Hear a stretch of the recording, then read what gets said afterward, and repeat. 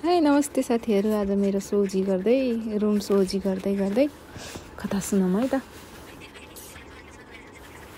सुरु गरौँ।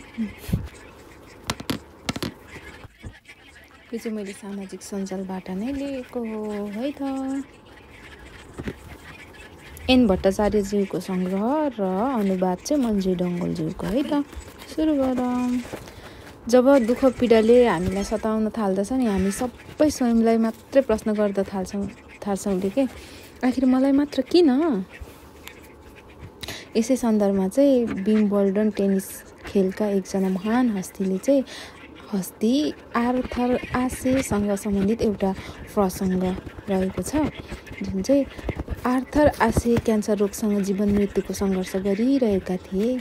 संसारभरिका उनका साथीभाइ शुभचिन्तकहरूबाट उनको स्वास्थ्य लाभको प्रार्थना गर्दै धेरै चिठी पत्रहरू आइरहेका थिए।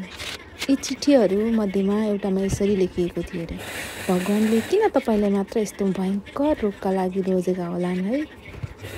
यस मार्मिक प्रश्नको जवाफमा आर्थर आसेले निम्न शब्दहरू मार्फत उत्तर पठाएका थिए। संसारभरिमा करिब 5 अर्ब केटाकेटीहरूले टेनिस खेल्न सुरु गर्छन्, जसमध्ये करिब 50 लाखले सिक्छन्। 5 लाख मानिसले व्यावसायिक टेनिस खेल्छन्। 50,000 जनाले प्रतियोगिताहरूमा खेल्छन्। 5,000 ग्रान्ड स्ल्यामका लागि छनौट हुन सफल हुन्छन्। 50 जना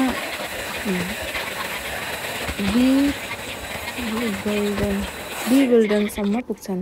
5 जना सेमी फाइनलमा र 2 जना मात्र फाइनलका लागि छानिन्छन्।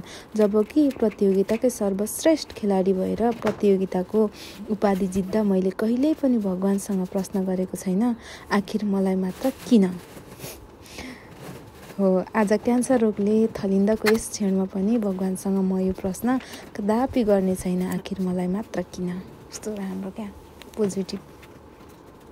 मान्छेले हरेक कुरा भनेको चाहिँ पोजिटिभ तरिकाले लियो भने केही कुरा पनि समस्या नै हुँदैन क्या। मान्छेको सबै समस्या भनेको चाहिँ आफूभित्र नै हुँदो रहेछ क्या। हरेक कुराहरूलाई कसरी ह्यान्डल गर्ने भन्ने कुरा चाहिँ सबै आफूमा नै, व्यक्तिमा नै भर पर्दो रहेछ जस्तो लाग्यो पढेर चाहिँ। साह्रै राम्रो लाग्यो मलाई। अर्को चाहिँ विश्वासको कथा। एउटा सानो जङ्गल थियो अरे, जहाँ चाहिँ एउटा चरा बस्थ्यो अरे। अनि त्यो चराको प्रेमिका पनि थिएछन्, चरी। चराले चरीलाई माया त गर्थ्यो, तर पनि उसले शङ्का पनि गर्थ्यो अरे कि। यो देखेर चरी निराश हुने गर्थ्यो। चरी चरालाई असाध्यै माया गर्थ्यो। प्राय उनीहरू सँगै हुन्थे। चराले चरीको लागि चारो खोजेर ल्याइदिन्थ्यो। सानो आहारा देखाउँदै मुख गर्न लगाउँथ्यो। चरी गर्थे। चराले चरीलाई नदिकन आफै खाइदिन्थ्यो। अनि चरी बिसाएर अर्कोपट्टि फर्किन्थे।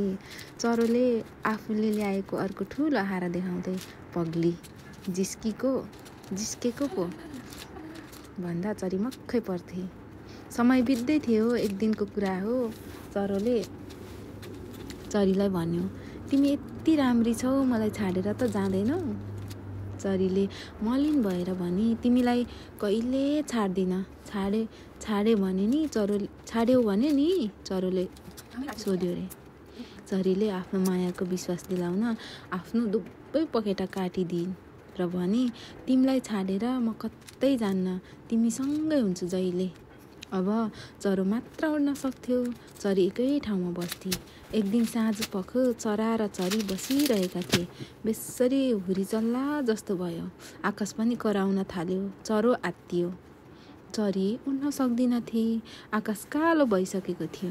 चरीलाई त्यहीँ छोडेर चरो मात्रै उड्यो। ठुलो असिना पानी पर्यो। हावाहुरी पनि बेसरी चल्यो। साम्य भएपछि चरो चरीलाई छाडेको ठाउँमा आयो। चरी त्यहाँ थिएन। यताउता हेऱ्यो।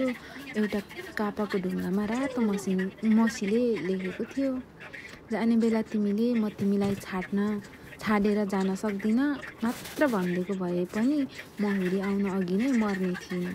त्यसको अलि परतिर चरी लडिरहेकी थिए। त्यसैले त मान्छेले विश्वास भन्ने कुरा व्यवहारमा हुन्छ क्या, हरेक बोली र वचनमा मात्र हुन्न जस्तो लाग्छ मलाई चाहिँ। त्यसैले विश्वास भन्ने चिज व्यवहारमा हुन्छ।